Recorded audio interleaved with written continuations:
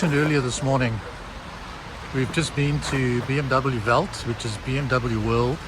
We've checked that all out, and now we're going to cross over to the BMW Museum, and this contains all of the historical BMW motor vehicles, motorbikes, and any other machinery that BMW has made over the years. So there's the building in front of us. There's actually a bridge that goes over from BMW Welt to the other side, but that's closed today. I'm sure it's because of weather conditions. But you can see the amounts of snow currently here in Munich. And you'll see as we cross the road, you'll see the amount of snow leading up to the building. But that's the iconic building up front.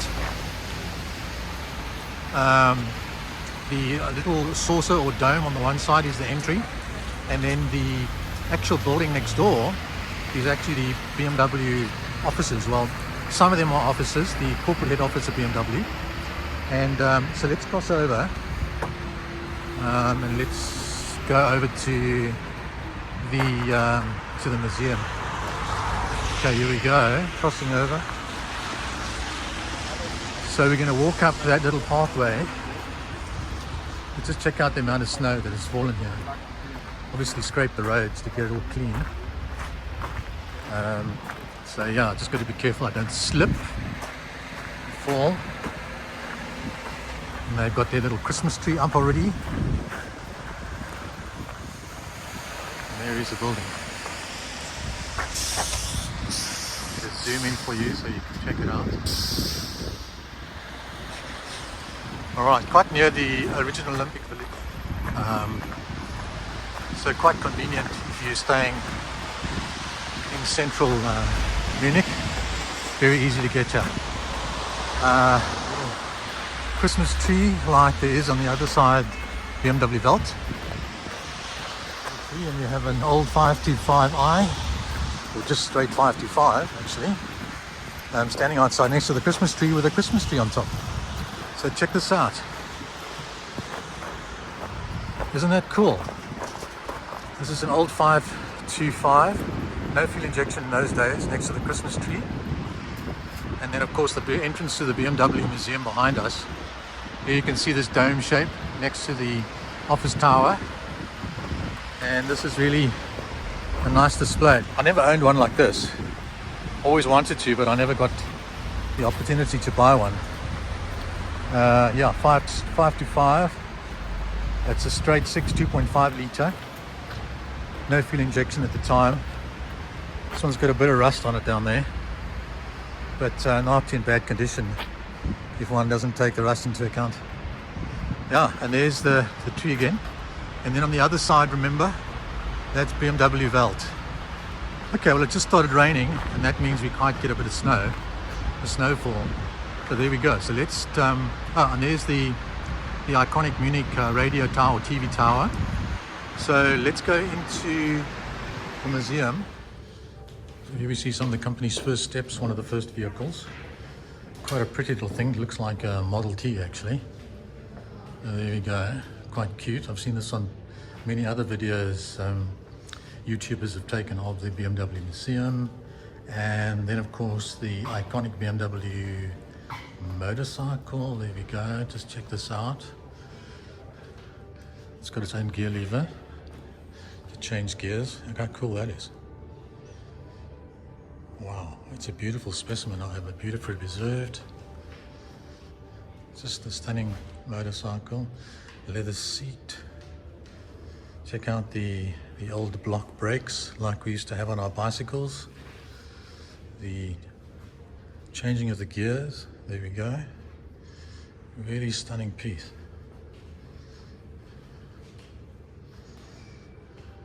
Wow. Okay, so moving on. Here we have the BMW Aero engine. They're very renowned, well, they are renowned for aero engines, particularly during the First and Second World War. And there you can see one of the first BMW Aero engines. Prop, and then of course you can see all of the cylinder heads, 1, 2, 3, 4, 5, 6 cylinder heads. There you go, those are those long black things. Yeah, so the first Aero engine. BMW R39. Looks similar to the one we've just seen. All behind glass, beautifully displayed. Looks like they're floating. BMW R63. And that is a shaft drive. You'll see the shaft drive just over there. Then we move down, we have the iconic BMW R2. Also shaft drive there, you can see it. I'll zoom in slightly there. Also a beautiful motorcycle. Then the R51. Also iconic shaft driven.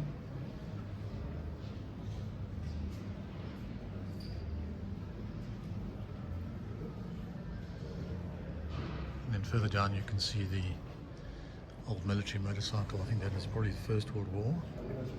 Yeah. And then when we came down earlier, you'll see there are further motorcycles all the way down to the floor down below. But we'll check out those a little later.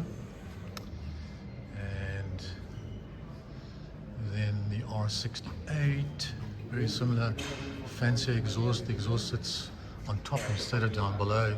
Other exhaust sits down here, the other exhaust is now up there. So there's some sort of advancements and improvements. Also shaft drive, most of them are shaft driven. And then we have the big baby over here, the BMW R18. And that is the 1800cc. This is when they had to start competing with the Japanese motorcycles. So that's actually a beautiful motorcycle. Look at the size of that exhaust on the back. Wow. And then just below that, we'll see it in a little clearer later, is a MR50/2. That's a police motorcycle. And then motorcycles further down, but we'll check that out a little bit later. And remember earlier we spoke about all the motorcycles. That was that modern one right up top, and then the police motorcycle, and then all the other motorcycles then are displayed below that. Really beautifully done. There you go. And then all the motorcycles we looked at the top, all of the motorcycles are then stacked all the way down to the bottom. For example, here's the BMW R80 GS, and here's another BMW medical emergency motorbike. And then you can see that military motorbike I mentioned to you earlier on. Above us, the World War II one. And then as we move down, you can see the BMW F650. Below, the ones we looked up, the old pre-war motorcycles we looked up to earlier on the top floor, and then they are all set all the way down to where we are now, which is the F650. And here we have the BMW 1200S, and then similarly we have all of the others merchandised or stacked all the way up. Real fantastic display, I've got to say. BMW 1600 GTL, and then similarly all the way to the top. Fantastic display, just check that out. Beautifully done. And you're walking down some of the passages here in the BMW Museum, and you'll note that they're all cladded in glass and they're black, backlit, beautifully done. And then when you see up front there, they are actually backlighting in that glass to give it that unusual effect. Really beautifully done. And there you can see the iconic 6 Series across the way. Beautifully done in artistic paintwork. I'm sure that was done by one of the local artists. And then of course you can see a large display down below of some of the iconic BMW vehicles. And then when we move around, we'll just go a little further up and we'll go into the next exhibit. And then we have the iconic BMW 328. Beautiful shape.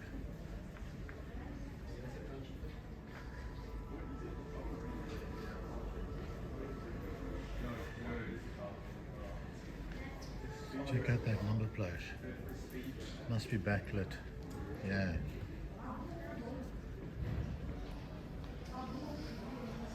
Wow. And it says L. Prince van Bayern. okay? And it's been beautifully preserved inside. Let's check that out. Leather straps on the bonnet, super Aguilera, obviously lightweight, beautifully aluminium body. Check that iconic grille.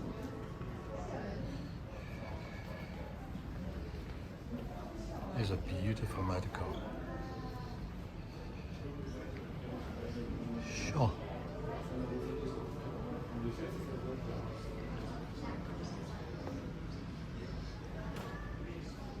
There's the dude that drove it up there on the video. 1938 tourist trophy. And I presume it was driven by L. Prince van Byron, BMW 328. And then we have some of the Formula E race cars. This one has been mounted on the wall. Check that out. Two beautiful cars. This one in particular is my favorite.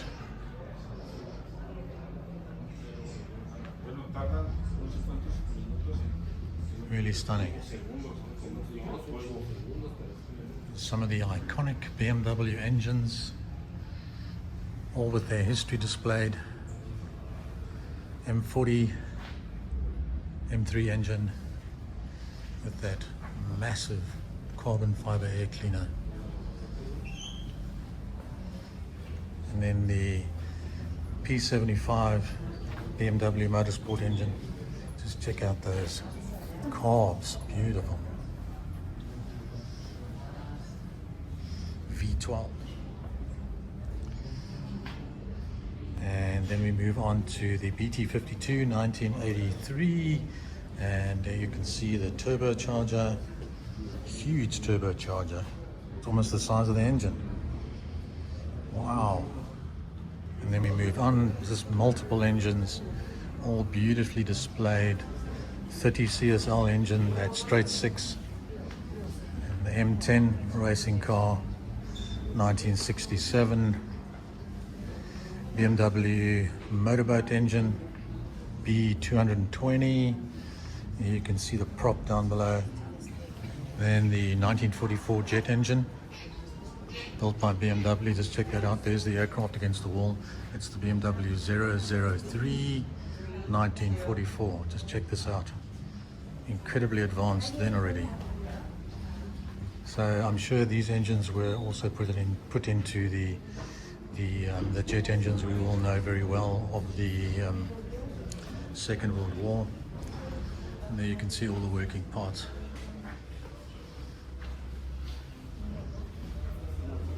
And here you can see the famous 1944 BMW 801. This is fitted into the Focke-Wulf FW190. Very famous fighter during World War II. There we go, the Focke-Wulf. You can see all the cylinders going all the way around. 1, 2, 3, 4, 5, 6, 7, 8, 9, 10, 11, 12. 12 cylinders all in all. The Junkers JU90, also very iconic. There you can see all the cylinders going around.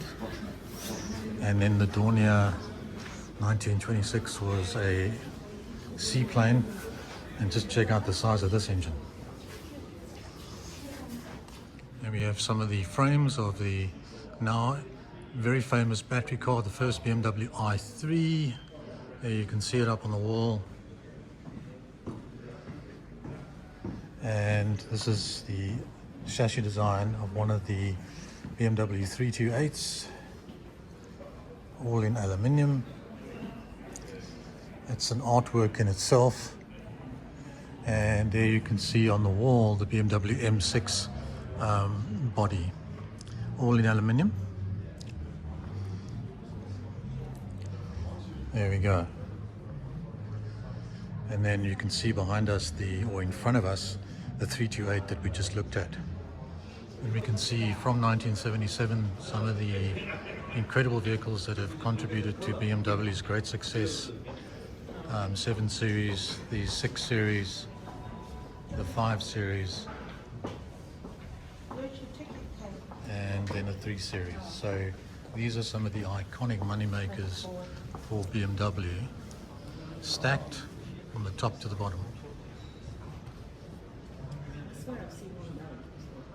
Then you can see an incredible display logos that you see on the rear of BMWs, beautifully done in a artwork, all hanging on metal wires from the top to the bottom. There you can see another classic BMW below. Really a beautiful display. And here we can see the evolution of BMW's motorcycle racing models, R37, the R51 RS, RS 500, some beautifully preserved specimens. I like that one particularly at the back there, just number 50.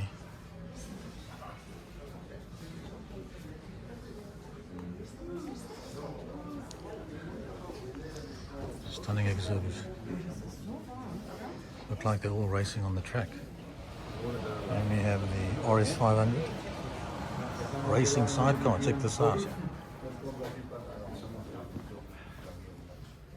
There you can see the guys on the sidecar up there on the picture.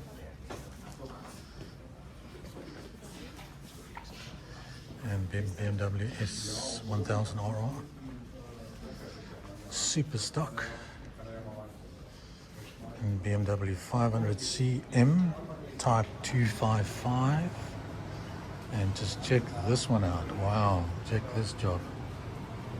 This is the BMW WR500 World Record Sidecar. Looks like a little airplane. Got like breathing nozzles up front. It looks like Nemo, to be honest. Oh wow.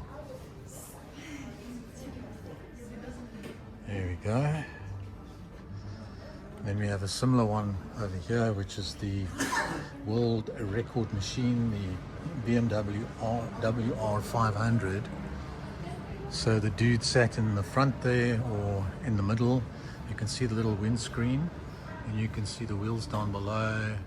And I'm sure the engine is in there somewhere. And then those little wheels there are to keep him upright when he stops. Yeah, quite interesting. And you can see some of the trophies in the background over there that they won over the years. And then some of the Dakar motorcycles. Here we have the 75.5 ISDT. And here we have the famous Paris to Dakar motorcycle. I think Harry Metcalf did that. Did the Paris to Dakar. I don't know if he actually did the race. But this is a motorcycle like that. The R80 GS Paris to Dakar 1985, and then the BMW X650 RR Paris to Dakar as well. So that is definitely in the original Paris to Dakar colors. This one is quite different. This is in the Gauloise colors. So yeah, the Paris to Dakar cross-country motorcycles. And we spoke about the IX. Well, here's a perfect example of how that IX is structured. Electric motor in the front and then the electric motor in the back. And remember, the batteries actually go down in between here. They're actually bolted on down below. And there you can see the electric motor in the rear. This is a hybrid version. So that's the petrol engine in the rear. And then the electric engine up front. There we go. So this wouldn't be the iX, this would be a hybrid, so electric and petrol. So that is the model of what it actually looks like when the chassis is off the vehicle. And this display is dedicated to all the electric vehicles, and the first electric vehicle was in 1972, can you believe it? And here's a 202, and you can see the batteries up front. There we go. Didn't realize they had battery vehicles as early as 1972. All of these fantastic LED displays illustrating the iX vehicles and all the details around it. Really beautifully done. And as we arrive down here on the ground floor, we have some of the iconic older BMWs. This is a BMW 319 36 to 39 in beautiful nick in silver grey. Here is a black 335, also in beautiful condition with a original green upholstery, but you can see the condition, you can see the patina on it. They haven't restored it at all. Very original. I've got to say, but the exterior is absolutely gem, stunningly preserved over time. And then we can move across, and here we have a fully restored BMW in a sort of a fern green. This is the V8 502, also a very iconic BMW. I haven't seen any in South Africa ever, but a full convertible, four-seater, really beautifully restored. This car is definitely fully restored, not hasn't any patina at all. Then we can move across quickly to the BM 503, similar to the one we've just looked at, but this is the convertible version, also in beautiful condition. This has been fully restored. Beautiful interior, and remember, this is also the V8 version, as we saw across the way, the fern green job. So they are sister cars. However, this is the convertible version. Then right next door we have the scorchingly fast Z8, which employs the potent 400 horsepower M5 powertrain. Weighing about 500 pounds less than the 2-ton M5, the Z8's performance is beyond question. The Z8, based on the Z07 concept car that BMW revealed to the world at the 1997 Tokyo Motor Show, the Z8 is intended to evoke the famous 507 Roadster with that car's characteristic twin nostril grille and the uniquely shaped front fender vents. Then we move across to the BMW 850. I've never seen an 850 convertible. I've never seen a production model. This must have been a special edition made probably by Bauer for a BMW. Bauer is the designer who does the convertibles for BMW. This is the 850i convertible. There we go. The standard 850ci, same bodywork, same interior, but a convertible. Really beautiful, actually. A real stunning looker, but probably one or two of a kind. I haven't seen any others. And then we move across to the very famous Z1 concept car. Z1 being unique for its plastic door panels and vertically sliding doors which drop into the door sills. It is one of the first BMWs to use multi-link rear suspension. The sole drivetrain specification is the 2.5 straight 6 engine and a 5-speed manual transmission from the E30 In addition to the unique door panels, the Z1 body featured several other innovations: removable plastic body panels, a flat under tray, a roll hoop integrated into the windscreen surround, and continuously zinc welded seams. Other than these innovations, owners could also purchase an additional set of body panels and change the color of the car from time to time. And here we have the BMW 750 HL, or the hydrogen powered 7 Series. Remember at BMW Welt I showed you the new X5 design, also a hydrogen vehicle. Well, this is the V12 hydrogen vehicle of the 90s. So here we go. And just across the way here we have the display of how the whole engine worked. There you can see the fuel cell Obviously that is the hydrogen tank, and of course the engine up front. So there we go.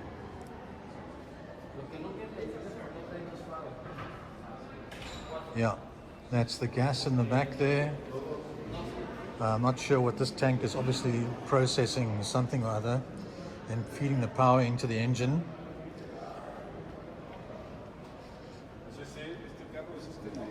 There we go. So that is the whole hydrogen mechanism that was fitted into the 750 HLI.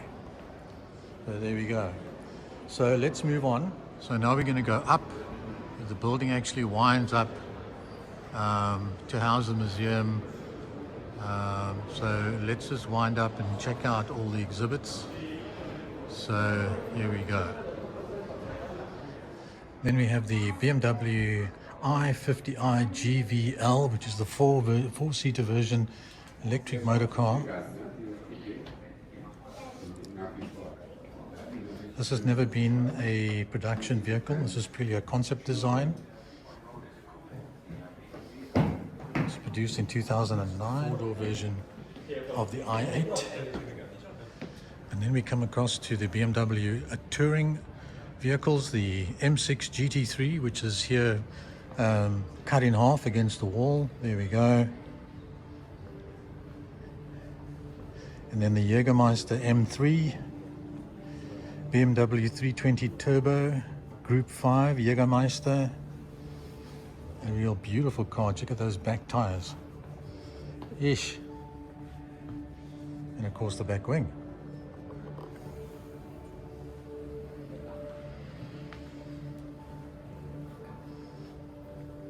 Traditional Jägermeister colors. And then we move further down, we have the racing car. Here we go. The iconic Z4 racing vehicle. And check out that wing on the back. Huge. And then it's got the fender flares left and right. Huge exhausts on the back. And this massive wing on top. Just check that out. Wow.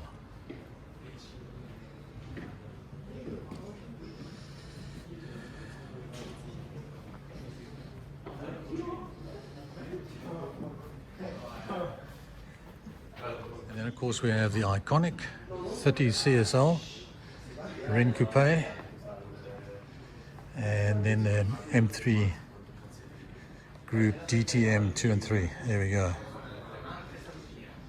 Also another iconic racing vehicle.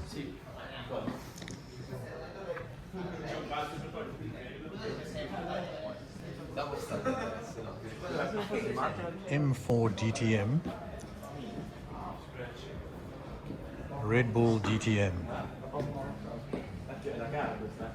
And checking out this back wing again. Wow. Huge back wing. Huge back wing. See those huge flares left and right.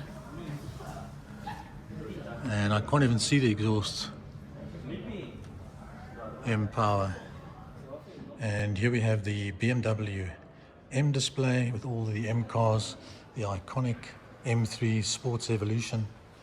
This is a beautiful example in red of that massive wing on the back. These now become extremely collectible. There we go. And of course then the M engine, which was fitted into that particular vehicle in red. And then of course we have the 1981 535, also very iconic, also a beautiful car with those beautiful star mags. And then the later version, the 1984 M5, also a beautiful example of that particular model.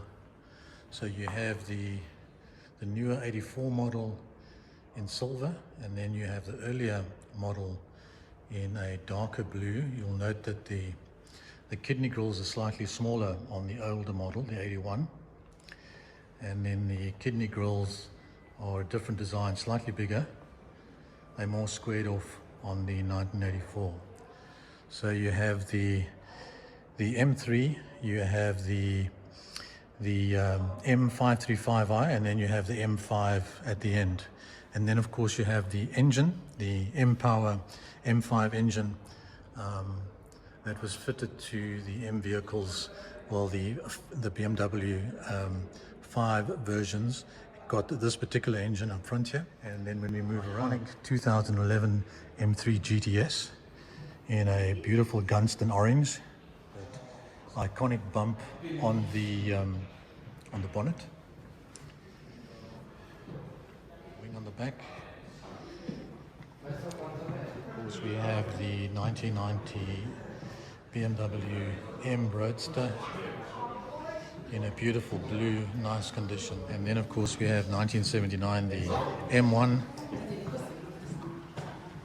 very collectible these days, very few of them around. That is the racing version, 1979. Also a massive wing on the back. And this is the production version in a beautiful, I think this is henna red, 1978. Beautiful vehicle. And they've become extremely rare and extremely collectible. And their prices have just shot sky high. Well, there we go. So those are the M vehicles in this display. A beautiful selection of beautifully preserved M series vehicles. And then we have the 1955 BMW Isetta, the tiny bubble car. There we go. Also a beautiful example of this vehicle. These are micro cars produced by BMW in the 1950s. And then we have the 1966 BMW 202 Ti, also extremely successful for a BMW.